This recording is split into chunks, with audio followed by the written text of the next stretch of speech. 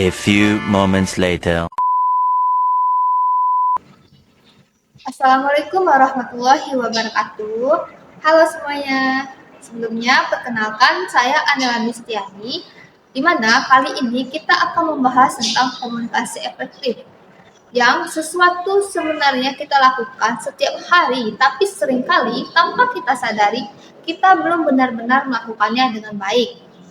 Padahal komunikasi yang efektif itu penting banget loh, baik dalam kehidupan pribadi, di kampus, di tempat kerja, bahkan dalam organisasi.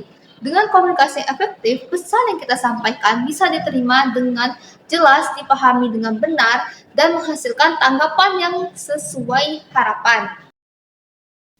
Nah, baiklah teman-teman. Pertama ini kita cari tahu dulu nih, apa pengertian dari komunikasi efektif. Komunikasi efektif adalah proses penyampaian pesan dari satu pihak ke pihak yang lain dengan cara yang jelas, mudah dipahami, dan mampu menimbulkan perubahan sikap, perilaku, atau pemahaman pada penerimanya. Dengan kata lain, komunikasi bisa disebut efektif kalau pesan yang kita sampaikan itu diterima sesuai dengan maksud kita sendiri. Misalnya, contohnya itu begini. Kalau kita ngajak teman kita untuk kerja kelompok jam 3 sore, lalu teman kita nih paham, datang tepat waktu dan bawa bahan yang dibutuhkan. Itu tandanya komunikasi kita efektif.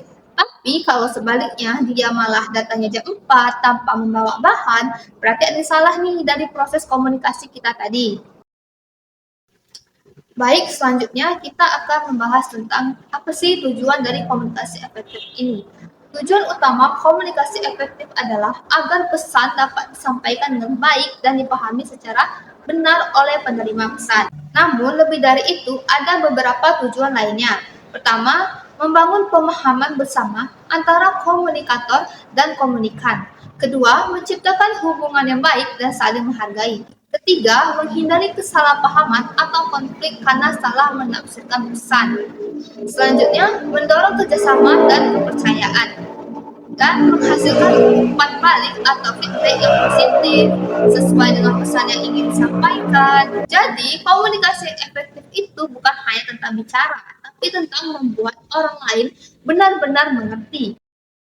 Baiklah, selanjutnya adalah proses komunikasi efektif. Nah, supaya komunikasi kita ini berjalan efektif, ada proses yang harus dilewati.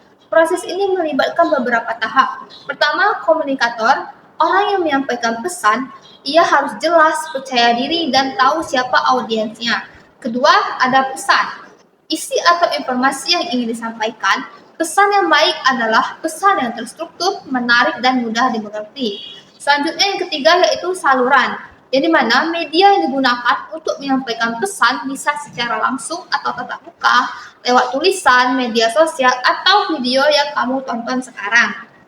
Selanjutnya ada komunikan atau penerima pesan. Orang yang menerima pesan ini, dia harus bisa menangkap dan menafsirkan pesan sesuai dengan maksud pengirim. Selanjutnya ada umpan balik, yang dimana tanggapan dari komunikan terhadap pesan yang diterima. Dari sinilah kita tahu apakah komunikasi berjalan efektif atau belum. Selanjutnya yang terakhir ada gangguan, yang dimana hambatan yang mengganggu jalannya komunikasi. Bisa berupa suara bising, bahasa yang tidak dimengerti, atau bahkan suasana hati yang kurang baik. Materi selanjutnya ada hambatan dalam komunikasi efektif. Nah, di dalam komunikasi efektif, meski kelihatannya mudah, komunikasi seringkali gagal karena beberapa hambatan seperti berikut ini. Pertama, adanya perbedaan persepsi, jadi mana kadang kita dan lawan bicara itu menafsirkan pesan dengan cara yang berbeda. Selanjutnya, yang kedua ada kurangnya perhatian, yang dimana komunikan ini tidak fokus mendengarkan. Yang ketiga ada bahasa yang tidak sesuai. Nah, gunakanlah bahasa yang dimengerti oleh semua pihak agar komunikasi menjadi efektif.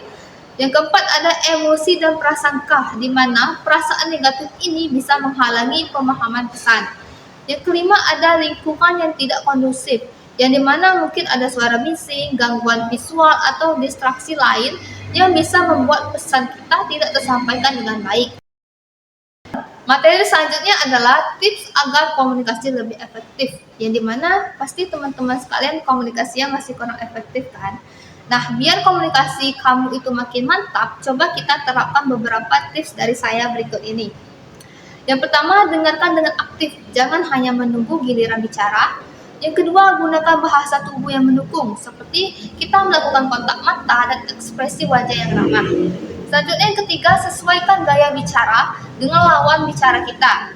Selanjutnya adalah gunakan contoh atau ilustrasi nyata supaya pesan yang kita sampaikan lebih mudah dipahami. Selanjutnya, jangan berasumsi, selalu pastikan penerima pesan benar-benar mengerti apa yang kita bicarakan dan kita sampaikan. Dan yang terakhir, berikan kesempatan untuk feedback agar komunikasi kita itu berjalan menjadi dua arah dan tidak hanya satu arah saja. Nah, teman-teman, dari penjelasan saya tadi, kita bisa menyimpulkan bahwa komunikasi efektif itu bukan hanya tentang berbicara lancar saja, tapi tentang bagaimana pesan kita ini benar-benar sampai dan dipahami dengan baik. Dengan komunikasi yang efektif, hubungan antara individu akan lebih harmonis, pekerjaan jadi lebih mudah, dan kesalahpahaman bisa dihindari. Kalau kamu ingin sukses di dunia kerja, organisasi, bahkan dalam kehidupan pribadi, kemampuan komunikasi efektif adalah kuncinya. Mungkin sekian itu saja penjelasan materi tentang komunikasi efektif dari saya. Saya akhiri. Wassalamualaikum warahmatullahi wabarakatuh. Sampai jumpa.